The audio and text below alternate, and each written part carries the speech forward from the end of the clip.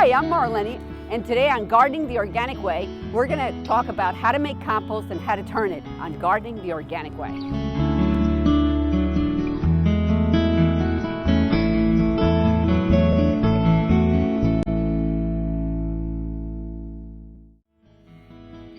We have here, I would say about 2 feet of dry material. This is composed of some grass from the fall, some leaves, and general just spring cleanup type of material around the garden. The main thing here is that it's very important to make sure it gets water, because you need water and moisture in order to get things cooking. So we're going to go ahead and put lots of it. Because it's very dry, I want to make sure that I add enough of this water. Once the compost has begun to cook and it has its own natural moisture, you won't have to do so that much water. Now I'm going to add a little bit of soil mixed with compost. So this will serve as a way to inoculate the actual compost and get it going. By inoculation, what I mean is it's going to bring in some of that bacteria that's really essential to get things cooking in a little bit faster way than if I wait for the natural process to come out from the soil. And I'm going to add just enough so that I cover it a little bit, not too much, but sufficiently so that it's spread out throughout the whole compost area.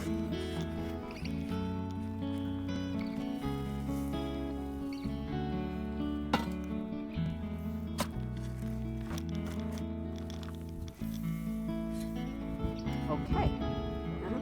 Now we're going to go ahead and add a little bit more water, as the soil was quite dry, and also, again, trying to create that moisture that will begin to get things to cook. Now comes the fun part. I've been saving some of the vegetable scraps from the house, and there are many ways you can do this. In some ways, people can go to different places or kitchens, small kitchens like I did here, and I collected some of the vegetable scraps. And they were nice enough to turn around and save them for me.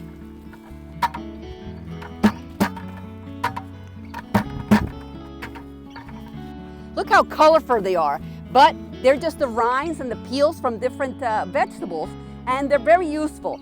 You know, you got onions, any kind of vegetable. The main thing you want to stay away from here is you do not want to have any kind of meat product or any kind of animal product. The same thing for the actual dry material. You want your grasses, you want your mixtures of leaves, you want a little bit of twigs is okay, and the whole thing mixed up, you know, will begin to the whole thing mixed up will turn around and combine itself with your bacteria and begin to decompose at a much faster process. That last part again, the whole thing mixed up. The whole thing mixed up will eventually begin to decompose in a very rapid sense as we give it the layers. And the vegetables, which tend to be a lot wetter than the actual dry material, will also rot, but also bring in a lot of the bacteria, food for the bacteria, and then it'll get things moving. That's why I kind of lay down a little bit of the soil and then some of the vegetable scraps right on top. This compost I've been saving for now 3 months, and it doesn't have any smell whatsoever. It's partially decomposed, but the advantage is that if you live in an apartment or in a place that you don't have any place to store your compost, or over the winter, there is a way to save it without the unsightly smells. And it's very, very good idea to do so in a plastic bag. What I did is I actually saved a little bit, like about 3 cups full of compost from last year. And then I added some, maybe a pound or 2, like a big plastic bag of regular soil mixed with compost, just like I have here. And I mixed it all into the vegetables that I collected throughout the months. What happens is that the natural decomposition has begun to take place. It's not completely aerobic, so it does have a little bit of a smell, but very, very small. But as a result, because of the initial compost, and every now and then I just turned it, in a sense it became a small container of compost being made within an enclosed environment. And every week I would add all the different vegetable scraps that I had. So it's great. Now I'm ready to turn around and incorporate into my regular compost.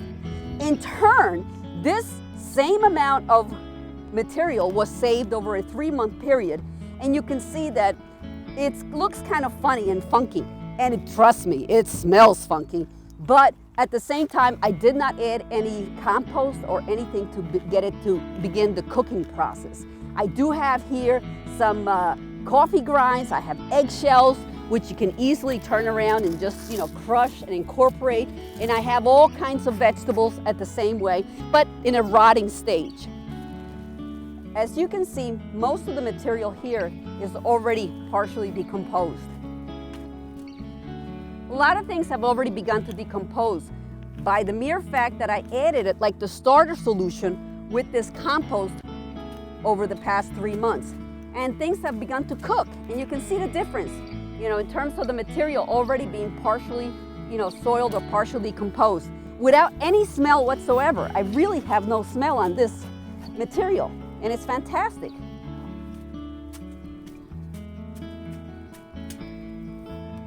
Okay. Let me just we're gonna take the whole bag now and just dump it right in.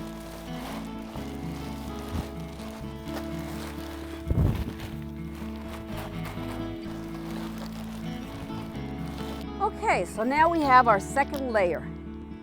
We have a good layer of some dry material, the leaves, the grass, and all the little grass clippings and any kind of weeds, that haven't gone to seed or anything from around the garden. Lots of vegetable scraps in partial decomposition stages. And now we're ready for another layer of some dry material.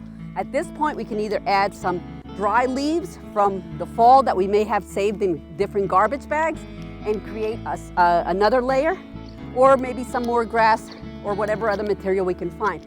We can continue to add more vegetable scraps, but sometimes that may seem a little hard to get a hold of. So it's easier to find some grass clippings, especially as the season progresses. In the summertime, you constantly have people cutting grass. The main important thing about it is that you utilize grass that has not been treated with any kind of herbicide or any kind of chemical.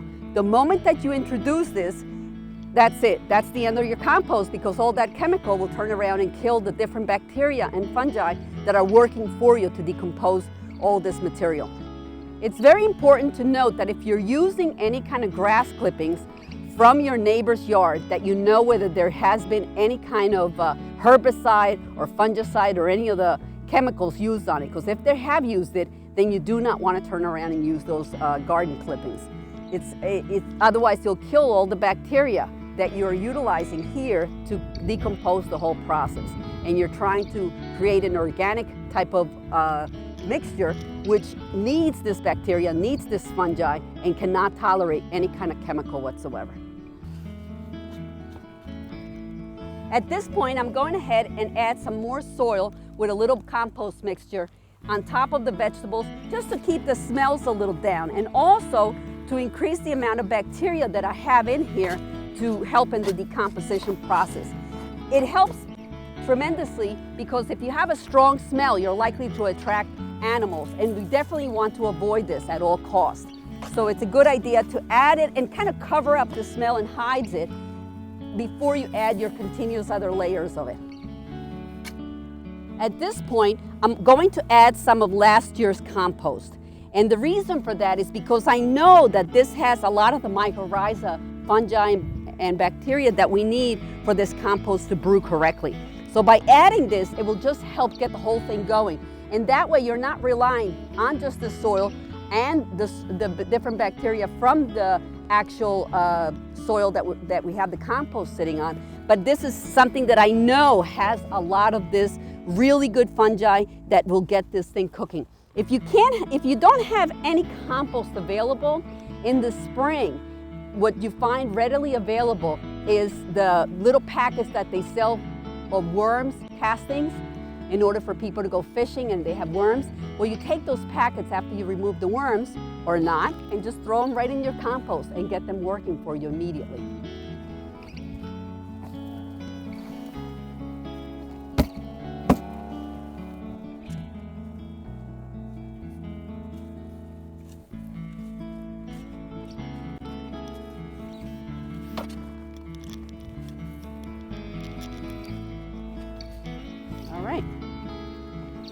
Now Now we're ready for the second layer of dry goods. This is in particularly some grasses that I cut down. And notice how, even though they're brown, they're very good because they're still grass and they'll decompose very quickly. And what I will do is I'm going to cut them a little bit to give them more surface area so that the bacteria has different ways of attacking it. So it's best if you utilize them as small as possible. Notice how I have all kinds of leaves here, dry grasses, everything that I found in my garden when I did my spring cleaning.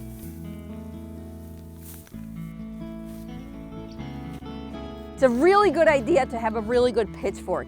You want one that's wide, not too narrow, so that things don't get easily stuck on it. If it's too narrow and too small, it's likely to fall out or everything's gonna get caught in it. So you wanna have a good sturdy pitchfork, or you can even have your barn type of pitchfork. I personally like this kind. It's wide enough and small enough for me that it works. You wanna have a good pair of gloves. You know, anything that will keep your calluses in your hands from getting all kinds of things on them. And this really works. I like the kinds with the rubber thing. It gives you a good grip and everything else. The other thing I want to mention about your compost is that you can make two kinds of compost. One that's geared more for vegetables, this is what I'm trying to do with this one. And the other one is geared more for your shrubs and hardwood trees. And we'll talk more at length about that later. And we'll create a small little list so that you can have for you to utilize. But the one for vegetables, you want to try to have as much green versus brown. Now, green is anything that is grasses. Even though they look brown at this point or dried, they're still considered green because they decompose very quickly and they have a different amount of composition. I also have added a lot of the weeds and small little grasses that I've been gathering.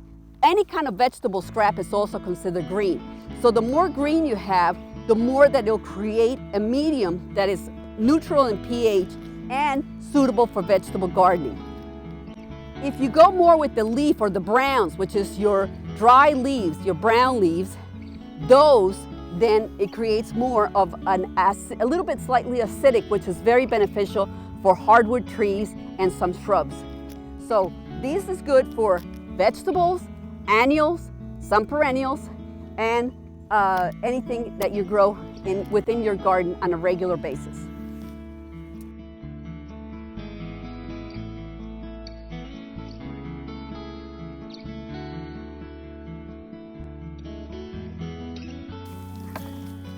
All right. Let's see if we have enough. We want to have a good 6 inches of layers of this. And I think we've done it. We've got a good, maybe even a whole foot before I make a whole nother layer.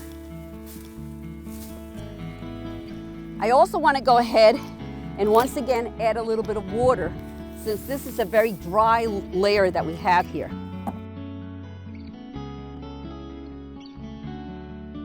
Okay, so our layer is thick enough now that I like to add some water and maybe a little bit of soil in between.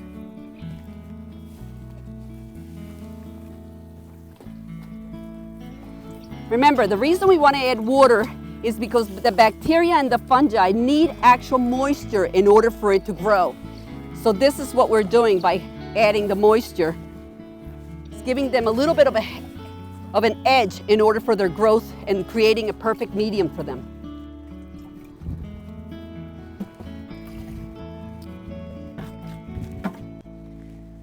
Okay. Again on top, just a little, just to create that little bit of a medium for them to be able to get things started.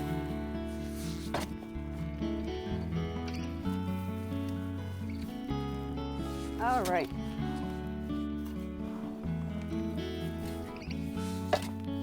I'm going to bring this compost all the way up to here. And the reason is because the minimum that a compost should be in order to get proper combustion and proper heating system within the center of the compost, it should be at least 3.5 feet deep by 3.5 feet wide and 3.5 to 4 feet tall. So this is what we have here, and I'm almost there, but I want to make sure that I really bring it up to the top because that begins to heat and it's able to conserve it, work it, and really get things cooking in there. So we're going to add another layer. All this is considered green because it's dried grasses mixed with some weeds and some plants from the garden. So this would be good for the vegetables. The compost needs to heat up to a minimum of about 160 degrees in the middle. Therefore, it's really important to have the proper height and the proper thickness so that it doesn't dry out and you get that proper heating system in between. It can heat up even up to about 200 easily if there's enough green material in it.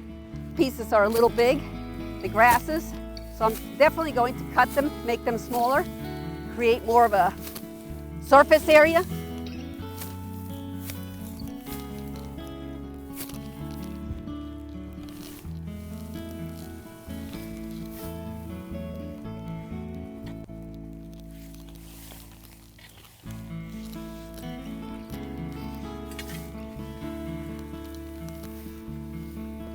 Okay, I think we've got it.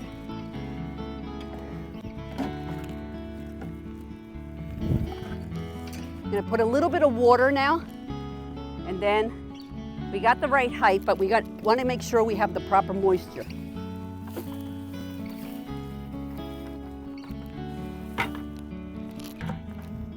And for the last layer,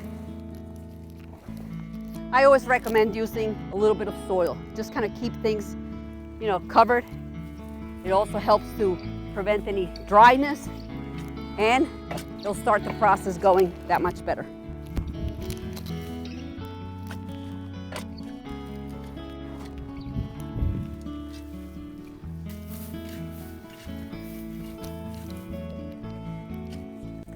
Just to give you an idea of how many beds, I had 3 beds cleaned, which means that the beds were about maybe 20 feet by 10 foot wide.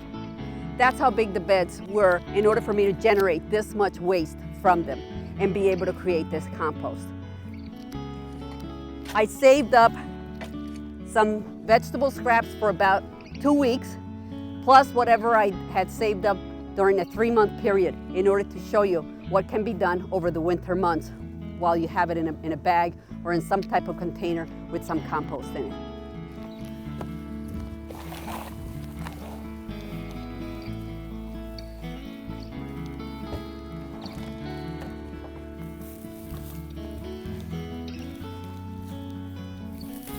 Yep, right now I will.